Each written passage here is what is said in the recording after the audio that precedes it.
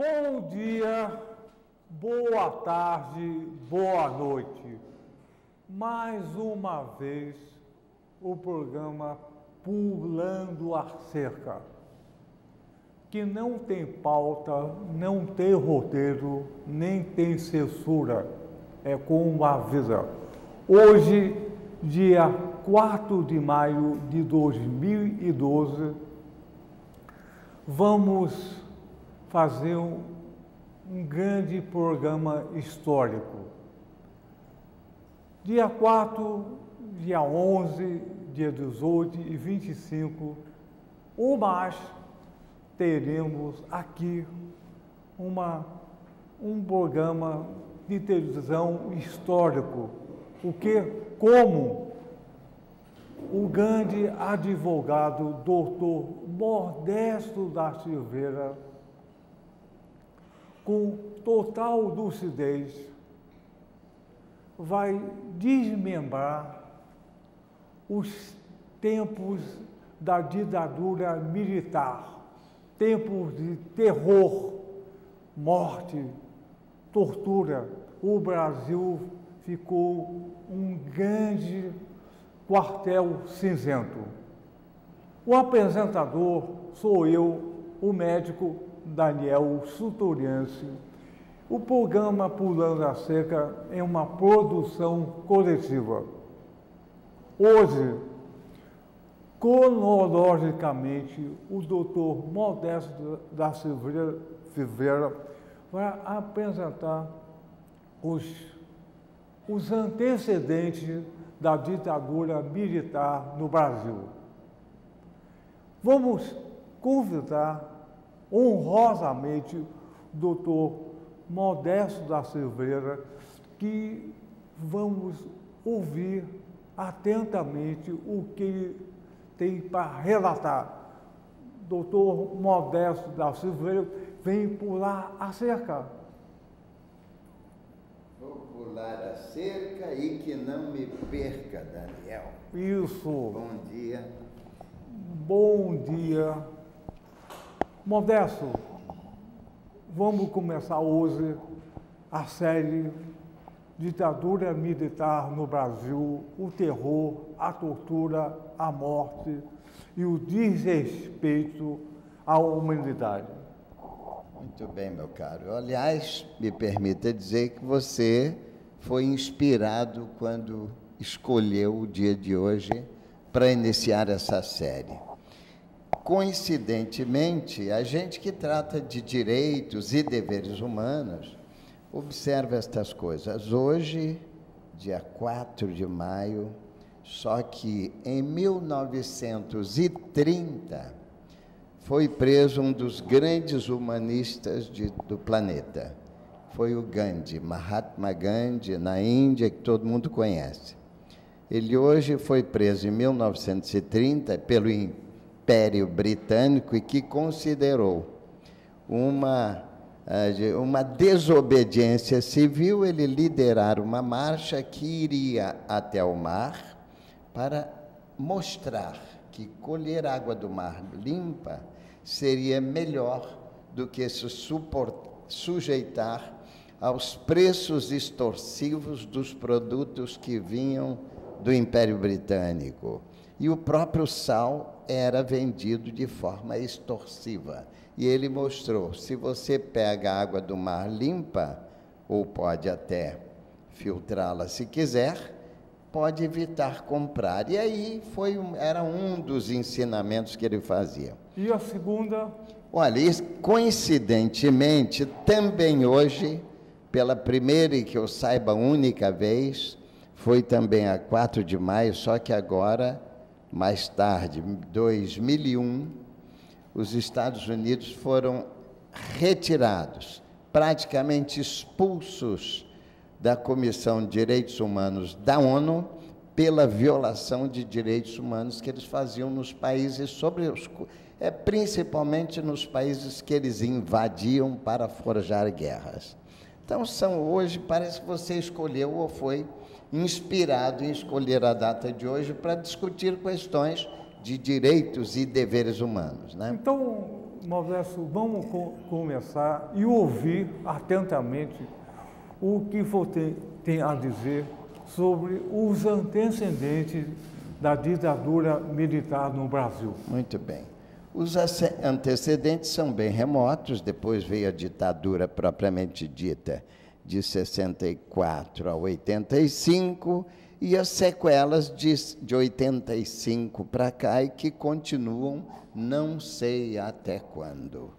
Quem sabe a Comissão da Verdade poderá esclarecer de tal maneira que a gente preveja até o futuro. Mas isso é o nosso último programa. Isso. Vamos começar com antecedentes. Olha, eu diria o seguinte, desde quando Winston Churchill, lá por volta de 46, não tinha um ano de terminada a Segunda Guerra. A Segunda Guerra terminou em abril, maio, formalizada em maio, o fim da Segunda Guerra Mundial.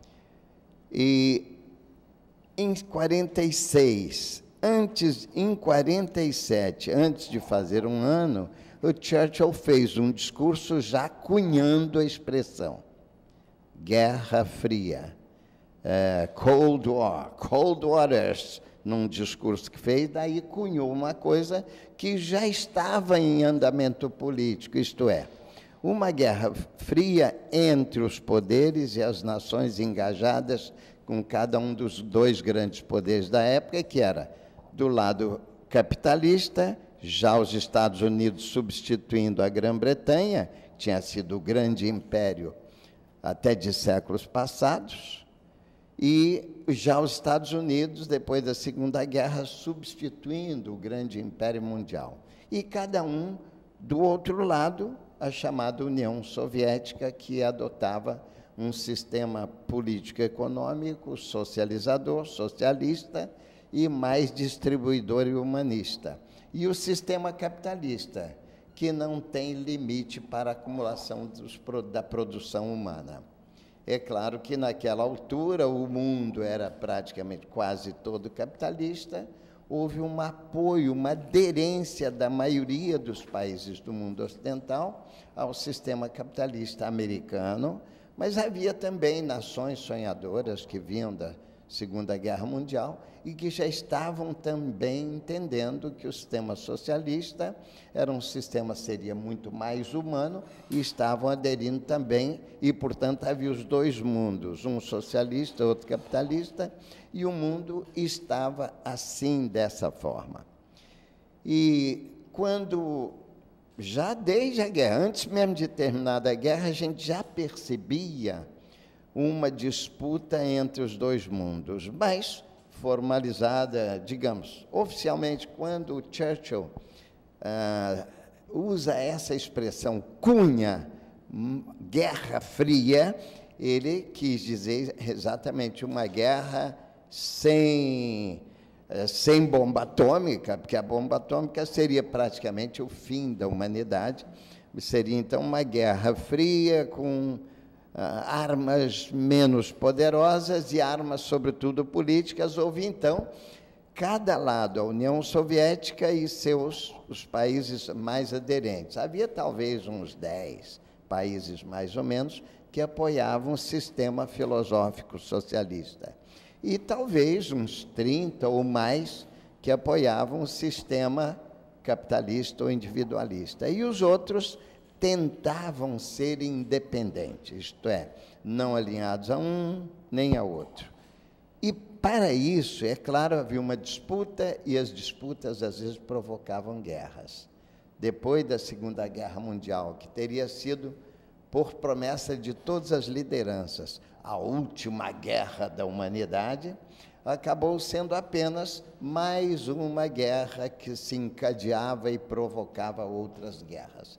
De tal forma, se a gente fizer uma pesquisa, só do século passado, quantas guerras houve? Nós tivemos mais de 200 guerras em 100 anos. E mais, talvez, de 100 milhões de mortos nos mesmos 100 anos. Veja você, só a Segunda Guerra Mundial registra cerca de 50 milhões de mortos ou desaparecidos. A Primeira Guerra Mundial, de 14 a 18, teria registrado mais de 10 milhões de mortos. E depois outras guerras enormes, mas um pouco menores, como, por exemplo, a Guerra da Coreia, a Guerra do Vietnã, as diversas outras guerras, às vezes com 3, 2 milhões, 1 milhão de... Às vezes até guerra civil, como a da Espanha, né? Que envolveu a morte, talvez, perto de 2 milhões de pessoas. Era uma mera guerra civil. Então, quando você soma, eu não somei, mas eu calculo que dessas 200 e tantas guerras, nós temos bem mais de 100 milhões de mortos em 100 anos do século passado. E estamos falando, portanto, de um período em que as grandes potências obrigavam ou forjavam geralmente ditaduras, porque a opinião deles é que a ditadura era fácil de manobrar, mais fácil do que um processo democrático, porque o processo democrático depende muito da opinião do povo, a eleição que fazem de deputados e senadores, a pressão popular que pode existir. Então, para as grandes potências, como foi, por exemplo, o Império Britânico durante séculos, fazendo absurdos pelo mundo, e já agora a grande potência, Estados Unidos, fazendo a mesma coisa ou pior aqui e ali, e o pior é que esses dois impérios se aliaram para quase tudo, e arrastando outros impérios semelhantes, tinham sido impérios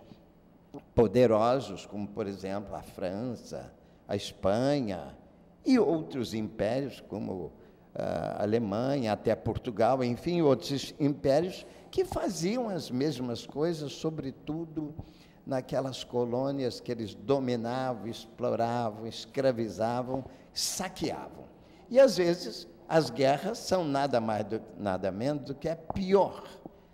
Olha, a pior das loucuras humanas, porque o objetivo da guerra é negócio, é comércio, é lucro, é saque. Guerra, finalidade única é saque.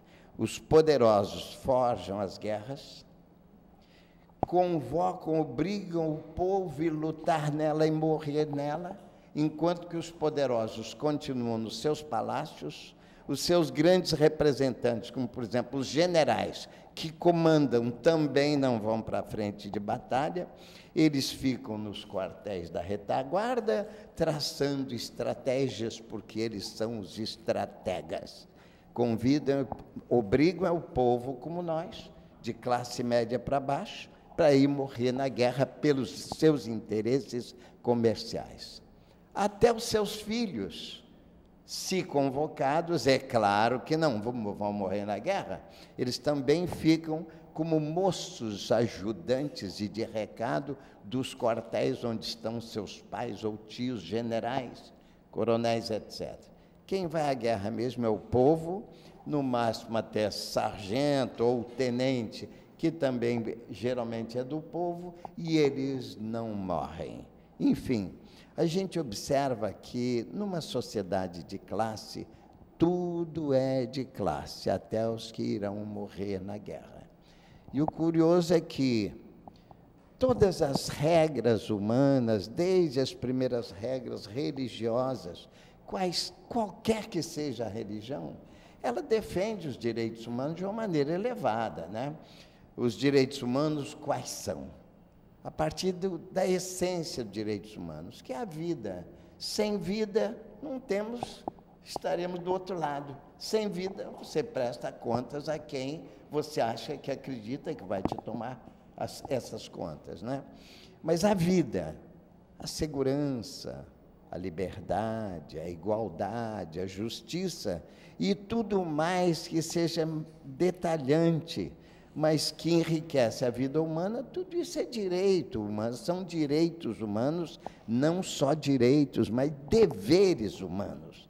Você tem direito à vida, mas não pode tirar a vida de ninguém, ao contrário, você deve ajudar os seus semelhantes também a manter a sua vida, a sua segurança, a sua liberdade, a sua igualdade e a justiça, né? Pois bem, e, no entanto, os donos do mundo, esses que decidem os destinos desses hoje 7 bilhões de habitantes da Terra, esses decidem toda a sorte do futuro desses 7 bilhões. Iniciada, então, como eu ia dizendo, a Guerra Fria, esses países foram usados e abusados no uso dos interesses dos grandes poderes do mundo. E, portanto, forjaram essas guerras todas a que me referi.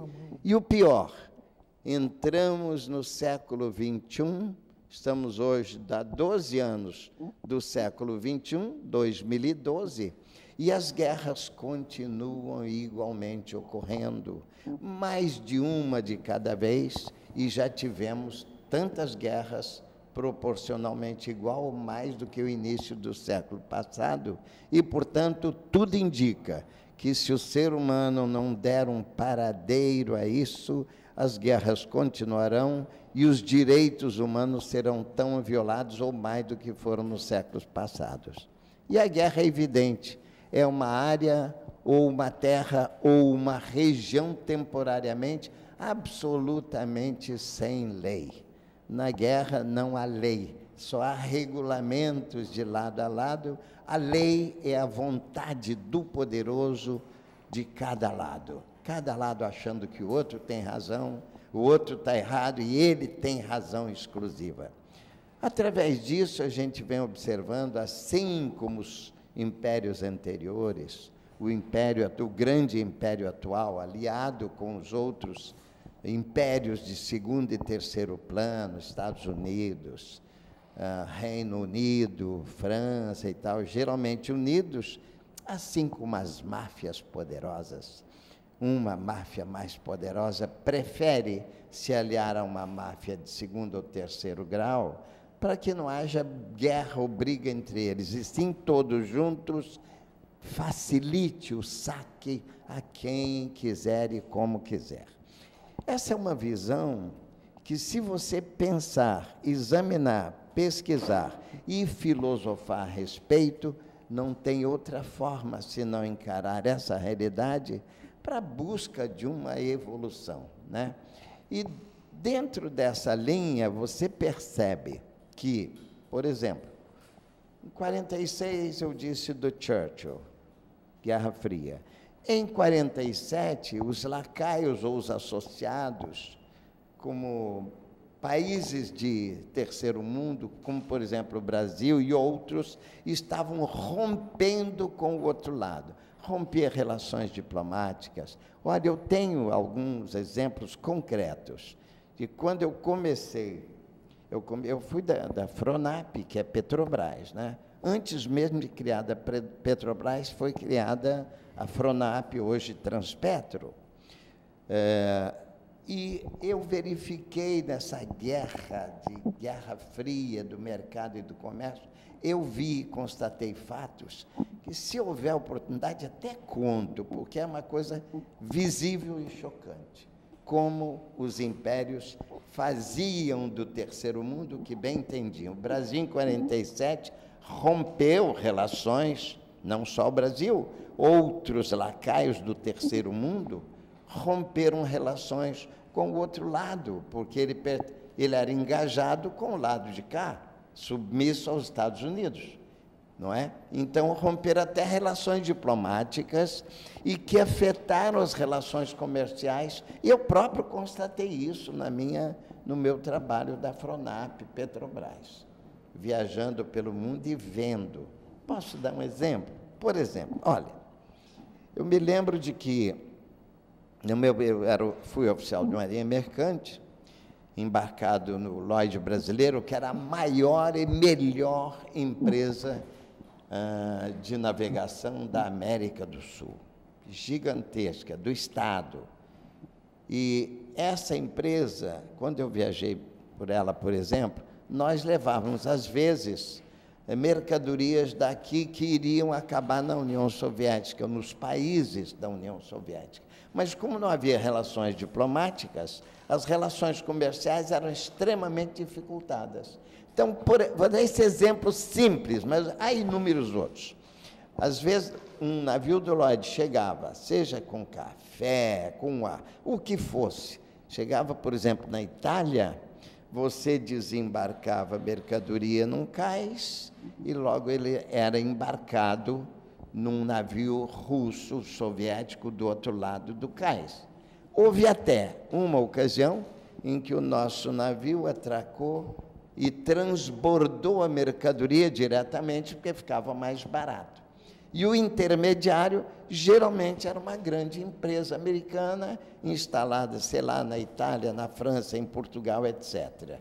E a gente, como não tinha relações diplomáticas, as comerciais ficavam diminuídas e dificultadas e exploradas por quem tinha poder político e econômico no mundo. Eu dei um mero exemplo, e inúmeros outros poderiam ser citados. Então, e aí o que aconteceu? Passou a interessar aos impérios, sobretudo ao grande império, já agora a partir da Segunda Guerra Mundial, ficava, segundo alguns até chegaram a dizer, fica mais barato uma ditadura em que você controla uma meia dúzia de pessoas. Já um processo democrático é complicado, porque você tem que interferir em eleições, e você nunca sabe ao certo, ainda que você invista muito, como investiam, você não sabe ao certo qual é a conduta do povo, correto? Por isso é que a própria eleição, se você observar bem, a própria eleição é dependente do quantum de cada candidato. Houve até um candidato do Partido Republicano dos Estados Unidos agora que, interrogado, ele colocou como um dos fatores favoráveis a ele é o fato de ele ter arrecadado mais do que o candidato do Partido Democrata. Pois bem, então você vê que o dinheiro passou a influenciar no resultado das eleições e não é de agora. A rigor, a democracia virou, na verdade, uma espécie de plutocracia. Pluto, em grego, significa riqueza, dinheiro, ouro. Plutocracia, na verdade, é o controle pelo dinheiro. E essa é uma realidade que a gente vê.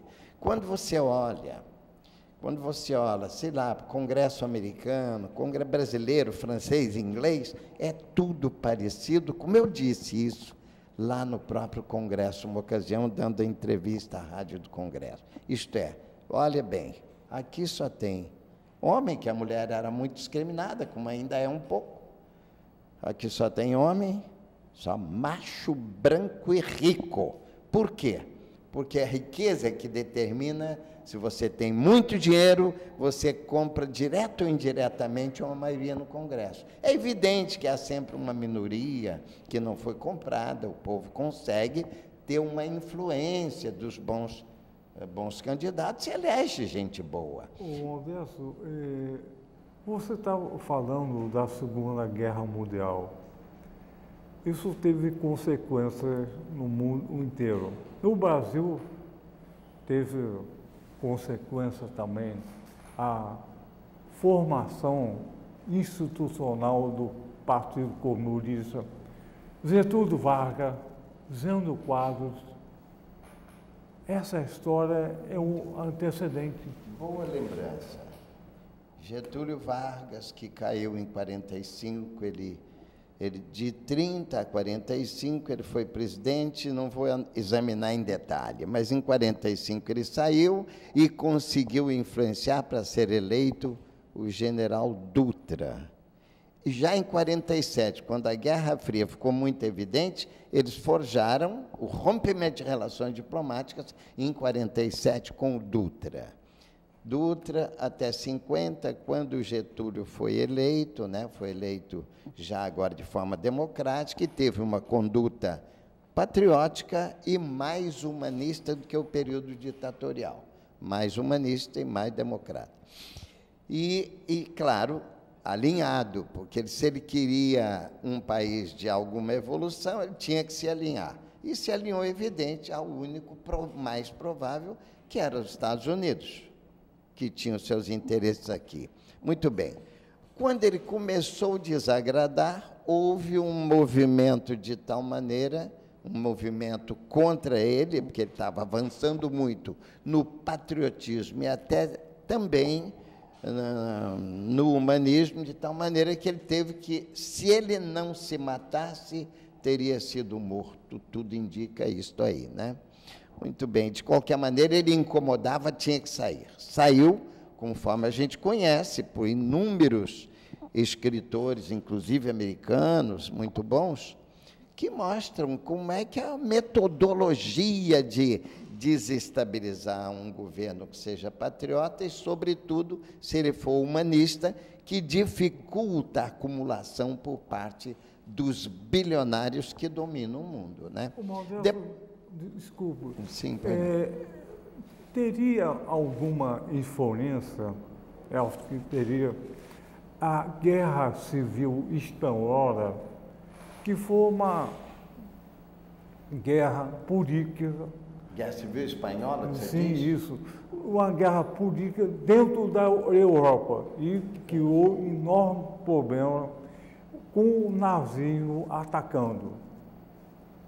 E esse antecedente, guerra civil política, poderia acontecer aqui na América Latina?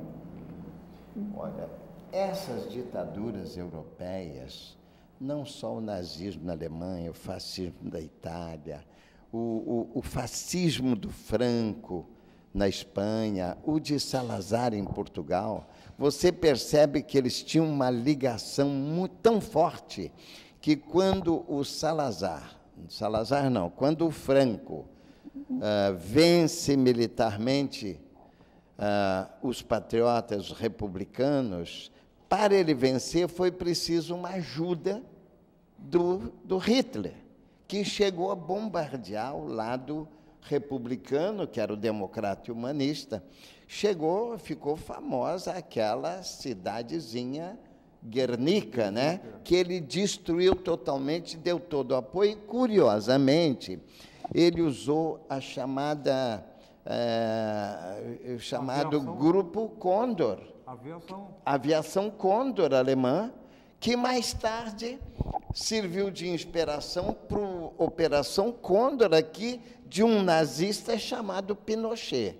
Mas naquela altura havia uma solidariedade entre as ditaduras, Hitler, Mussolini, Franco, Salazar e as outras ditaduras pelo mundo, ou algumas monarquias que nada mais são do que, ou eram e ainda são em grande parte, verdadeiras ditaduras vitalícias, né? Ditaduras vitalícias, que fazem o que bem entendem, né? Hoje amenizado por um sistema um tanto constitucional, mas de uma constitucionalidade relativa. De qualquer maneira, o que aconteceu naquela época?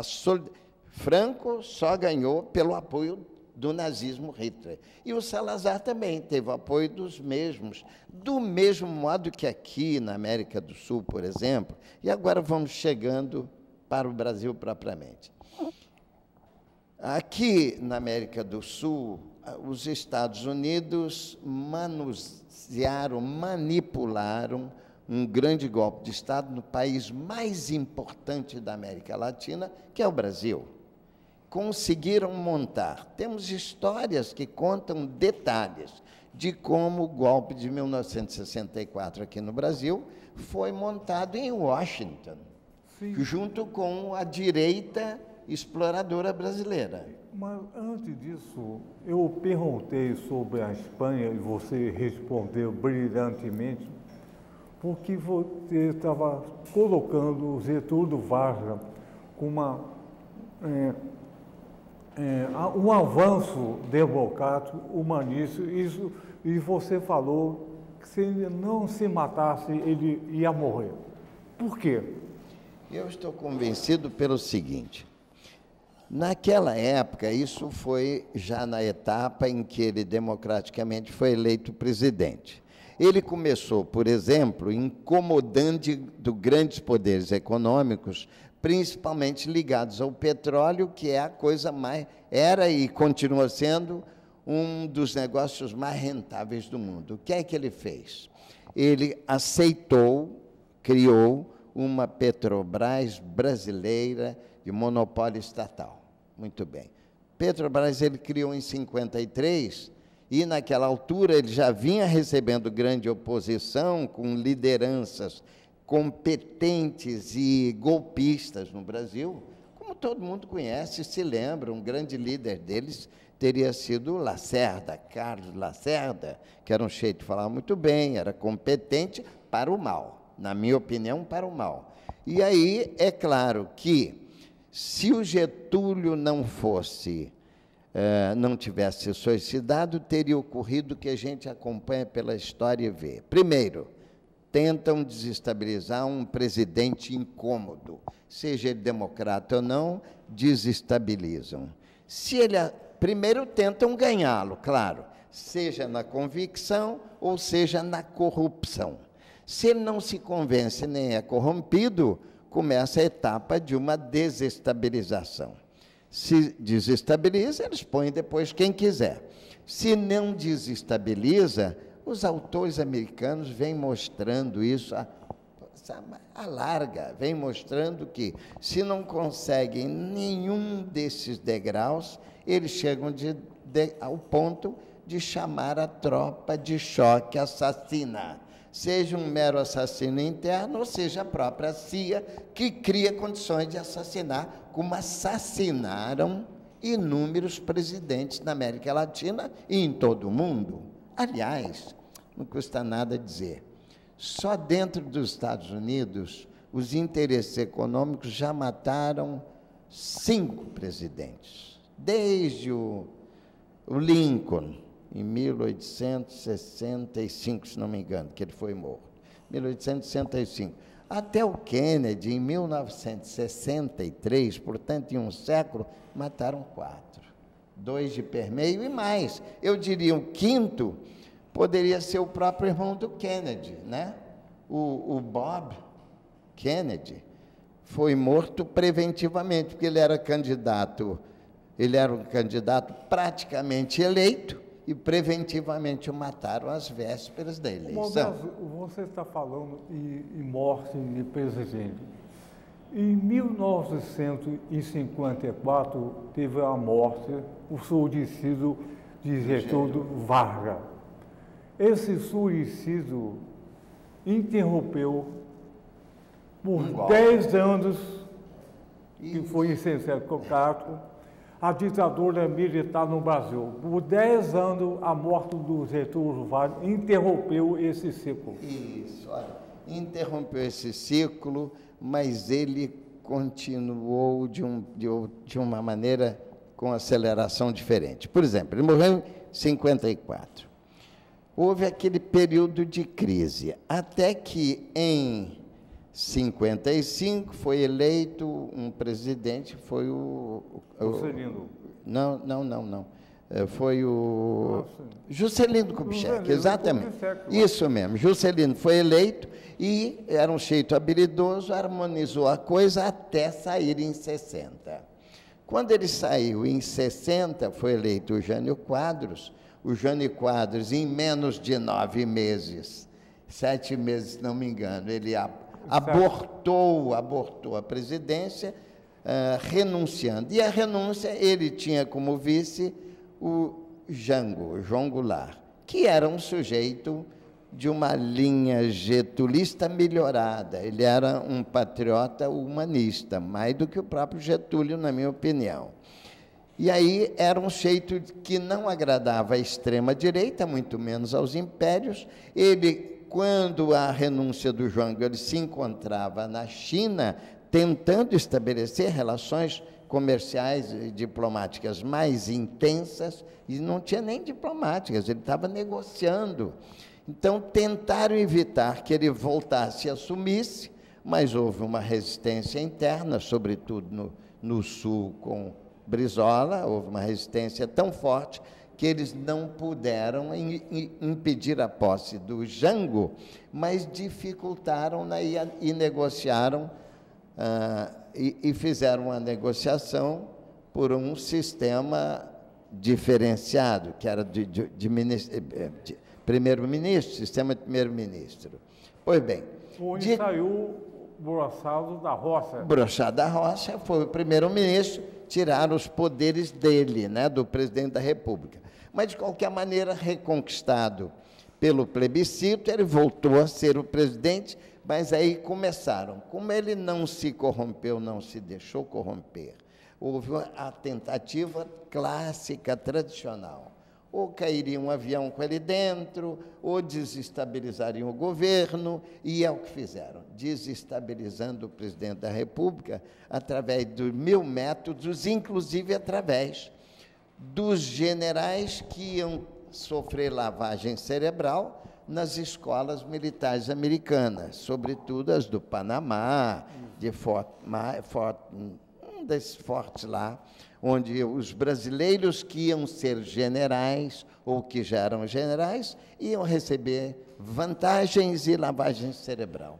Pois bem, esses homens foram arrebanhados para dar o golpe e realmente montaram o golpe. Modesto, você que tem grande conhecimento histórico, o que o presidente João Goulart estava fazendo na presidência do Brasil que causou tanto problema?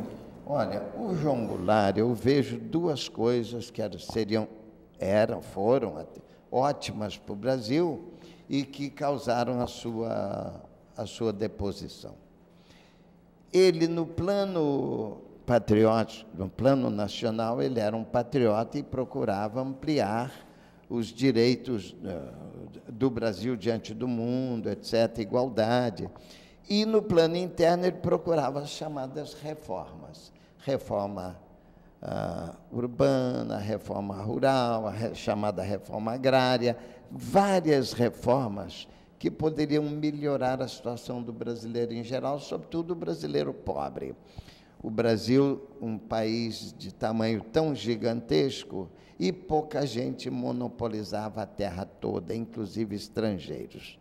E ele tentando fazer reforma agrária, reforma urbana, etc., incomodava quem? O grande poder econômico, que tem a sua sede nos grandes impérios ou nos paraísos fiscais manipulados pelos grandes impérios. É claro, esse homem incomodava tanto e tinha que cair através desse processo humanizador dos sistemas políticos e econômicos. Por isso, ele tinha que ser derrubado, como foi, com manipulação interna e externa. Já há livros que mostram até documentos de arquivos americanos e da CIA, da diplomacia americana, arquivos. Você olha, por exemplo, sei lá, o livro do Carlos Fico, que mostra como o golpe começou em Washington e dá os documentos trocados entre eles. O Modesto, eu falei do João Goulart, você falou em várias reformas. Por exemplo, a saúde, como me diz o Wilson Fadul, que fez a primeira Conferência Nacional de Saúde. O Paulo Freire, com a educação, um processo genial de educação. O João Goulart ia tentar fazer auditoria da dívida externa. Isso é parece que é uma repetição no modelo espanhol aqui no Brasil. Isso não podia acontecer. Os generais, os militares, treinados na escola do Panamá, iam resolver isso. E o golpe foi chamado em Washington. Isso é importante, e tentaram desacreditar totalmente o João Goulart. É verdade, olha, e você afirmou, o golpe foi tramado em Washington. Foi de tal maneira tramado em Washington que os documentos mostram essas relações todas do embaixador com os generais e o David Kissinger, aquele famoso golpista pelo mundo atuando aí, o Lincoln Gordon e os generais e políticos civis brasileiros também tramando esse golpe e inviabilizando as reformas, né? Inviabilizando as reformas que o governo tentava implementar. Você falou, por exemplo, inclusive, a reforma agrária, sem a qual nenhum grande país conseguiu se desenvolver sem ela, e outras reformas urbanas, as reformas rurais em geral, e também o problema da dívida externa, que é um sanguessuga dos povos pobres. Essa situação da dívida externa era e continua tão grave hoje que você pode pegar determinados exemplos. Agora, recente, por exemplo, o Equador conseguiu estancar esse sanguessuga da dívida externa, em que não há limite. Eles, em geral, é só um parágrafo aqui. Eles preferem emprestar para quem não pode pagar, mas tem meios, tem recurso de pagar, tem bens, tem patrimônio, tem empresas a entregar. Muito bem. Então, emprestam a quem eles já sabem de antemão que não podem pagar. Corrompem quem tem que corromper ao meio do caminho e depois, quando chega ao ponto de não poder pagar, eles pressionam as instituições internacionais mancomunadas, pressionam e eles acabam entregando os bens, os benefícios, como, por exemplo, Petrobras, Vale do Rio Doce, Uzi Minas, tudo isso são entregas feitas em momentos de dificuldade de pagamento. E quando você examina, vê bem, quando você examina os juros e os chamados spreads, spread é tudo mais que se soma aos juros, quando você vê, é de uma forma tão extorsiva que muitas vezes eles emprestam 1 bilhão, recebem 2 ou 3 bilhões e você fica devendo 4 ou 5, com aquele sistema de juros altíssimos, condições super especiais para eles, chegam às vezes a mais de 20% anual de juros, além das vantagens e, enfim, do resultado final, que é a entrega dos bens que você tem, sobretudo em nome do Estado. Parece até aquela coisa dos coronéis do interior. Empresta para o coitadinho que ele sabe que não pode pagar, mas ele vai ter que entregar aquele pedacinho de terra que ele tem, ou quem sabe até a filha bonita cobiçada pelo coronel. E assim é o sistema do primeiro mundo, sobretudo através dos chamados paraísos fiscais, que são países que acolhem todos os grandes bandidos do mundo, todos os delinquentes do mundo. E o Brasil passou por isso e ainda passa. Modesto, você está colocando brilhantemente a história. Então, você começou a história em 1900, no meio do século XX, uma bomba atômica que detonou o modelo, e depois fóssil. E você está colocando, nada foi por acaso na construção da ditadura militar terrorista no Brasil. Nada foi por acaso. Tudo tem uma articulação. Uma trama, que vira um drama.